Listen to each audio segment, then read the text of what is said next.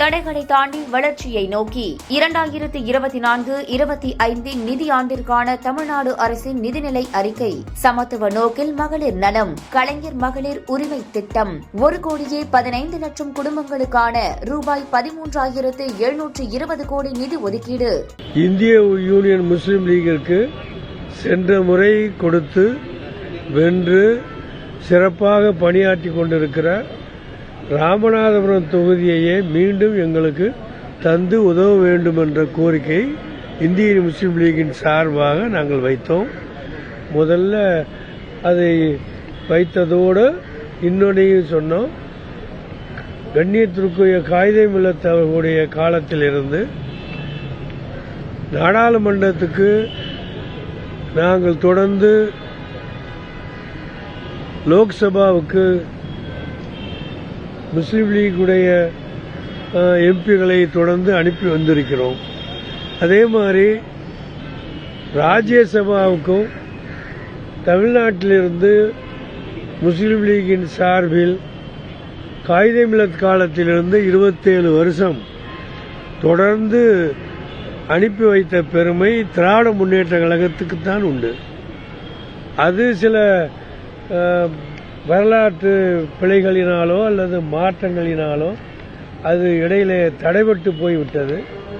அந்த நல்ல வரலாறு திரும்பவும் தொடர்ந்து நடக்க வேண்டும்.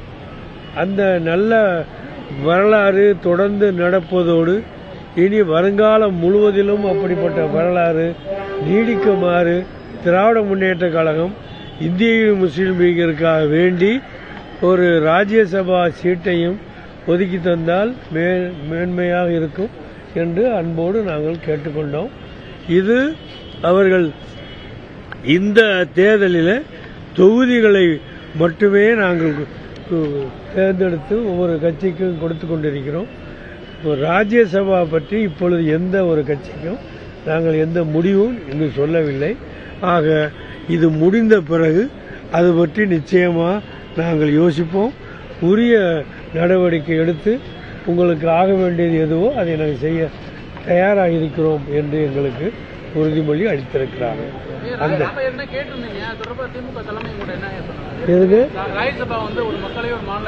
அதான் சொல்றேன்னு, இதாவது இந்த தேர்தலில் 39 நாடாளுமன்ற தொகுதிகளை பற்றி தான் இப்பொழுது கட்சிகளுக்கு இடையில தொகுதி பங்கீடு குறித்திருக்கிறோம்.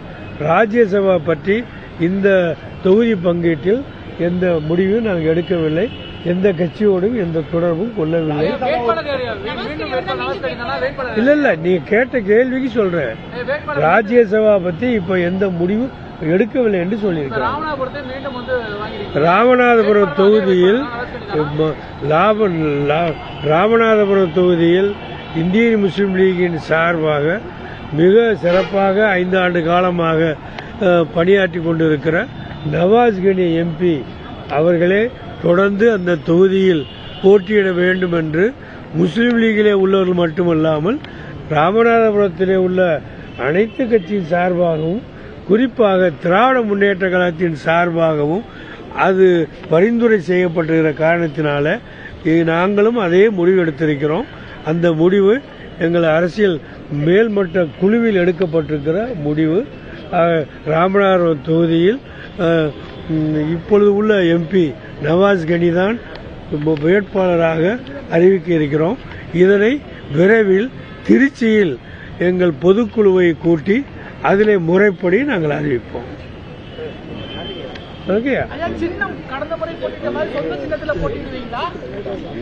அந்த பிரச்சனை இங்க கிடையாது. இந்திய முஸ்லீம் லீக்ங்கிறது ஒரு அகில இந்திய கட்சி.